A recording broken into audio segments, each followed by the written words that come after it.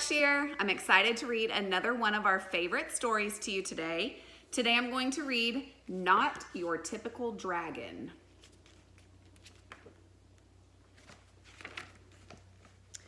Crispin Blaze was born into a proud family of fire-breathing dragons. Every blaze breathes fire, explained his father.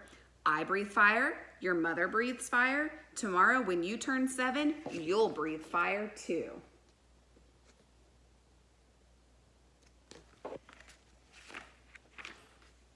The little dragon imagined all the forests he would burn down. He dreamed of all the castles he would destroy. He also considered boiling water to make tea, but he didn't tell his father that. The next day, Crispin sat among family and friends as a big cake was brought to the table.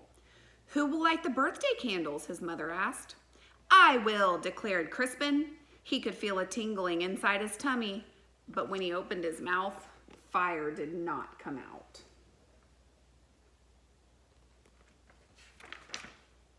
Whipped cream came out. Crispin, shouted his father, dragons breathe fire. What will the neighbors think? Worried his mother. I love whipped cream, said his little sister Ashley. The little dragon was whisked off to the doctor the very next day. Please fix my son, demanded Crispin's father. What seems to be the problem? Asked the doctor. Crispin opened his mouth and breathed, but fire did not come out.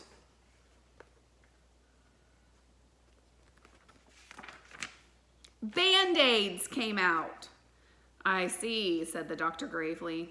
Dragons should breathe fire, insisted Crispin's father. We were low on Band-Aids, mumbled the nurse.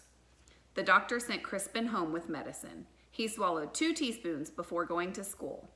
It will help you become a real dragon, said his father with a wink. After school, Crispin joined his first fire-breathing practice. One by one, little dragons aimed their fiery breath at stacks of logs until they burst into flames.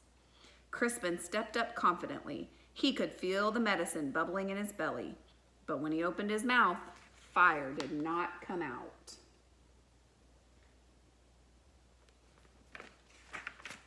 Marshmallows came out. Dragons breathe fire, yelled the coach. Isn't that right, class? The other dragons didn't answer. They were too busy looking for pointy sticks for marshmallow roasting. I guess I'm not a real dragon, Crispin thought. He worried that his family would be disappointed. So he ran away from home.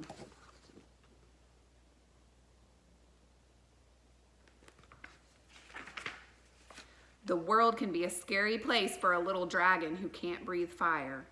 Crispin found a dark cave. I'll be a fireless dragon all by myself. I won't bother anyone and no one will bother me. An hour later, he had a visitor. I am Sir George, squeaked a thin, shiny knight. Show yourself, dragon. Crispin shuffled out of the cave. The thin, shiny knight held up his thin, shiny sword. Do your worst, dragon. Crispin opened his mouth, but fire did not come out.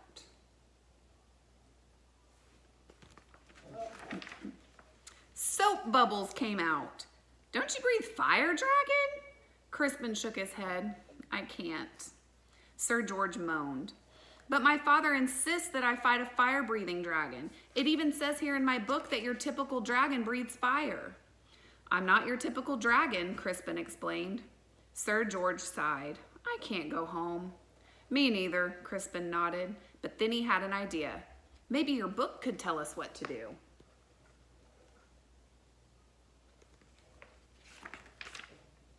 Of course, Sir George searched through the pages. It says it's probably just your diet. Sir George fed Crispin spicy curry, scorching chili, and blistering salsa. Crispin opened his mouth, but fire did not come out.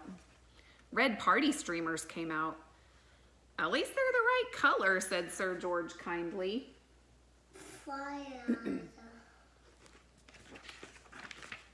Sir George searched through the book again. Aha! It says it's probably your attitude. Sir George showed Crispin how to look mean and angry enough to breathe fire. Crispin opened his mouth, but fire did not come out. Soft, cuddly teddy bears came out. Said Sir George. We may have taken a step backwards. It's no use, Crispin sighed. I'm just not your typical dragon.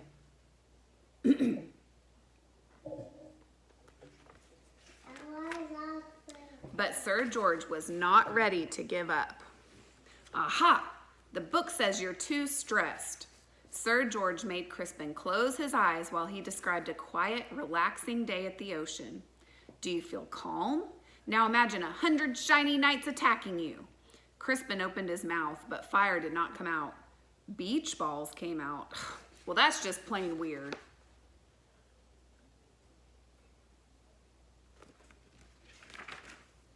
Secretly, Sir George was glad that Crispin couldn't breathe fire. He liked the little dragon, and he didn't want to fight him. Crispin liked the shiny knight too, but he missed his parents. Sir George, it's getting dark. I want to go home. The shiny knight patted him on the back. Don't worry, little dragon, I will take you. Crispin's parents were relieved when he arrived home safely. Sir George was about to say goodbye when they heard a shout. There you are, boy. Why on earth are you playing with a fire-breathing dragon? He's my friend, Father, whispered Sir George, and besides, he doesn't breathe fire.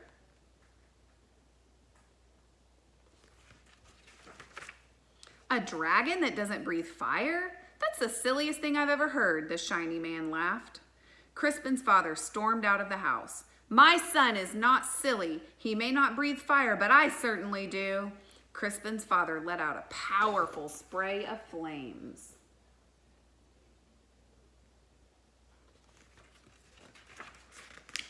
Do your worst, dragon, declared the shiny man. But then the flames scorched the lawn. That's enough, honey, said Crispin's mother. The flames singed the fence. You've made your point, dear, she scolded. Then the flames ignited the roof. Crispin's father panicked. I can't stop breathing fire. You'll burn our house down, cried his mother. You'll burn down the whole neighborhood. Dragons came running from all directions. They all knew how to start fires, but no one knew how to stop them. Crispin suddenly felt a tingling in his tummy. He felt a bubbling in his belly. He opened his mouth, but fire did not come out.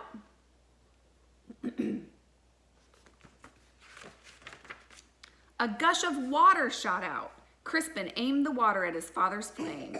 He saved his home, and he even saved the shiny man, who wasn't looking so shiny anymore. Hooray for Crispin! Everyone shouted. On Crispin's next birthday, there was a big party.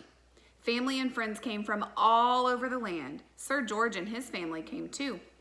Lots of dragons were dancing. Crispin stood with his mouth wide open. Fire still did not come out. Music came out instead. Your son, said an old uncle to Crispin's father, he's not your typical dragon, is he? No, replied Crispin's father. My son is something special.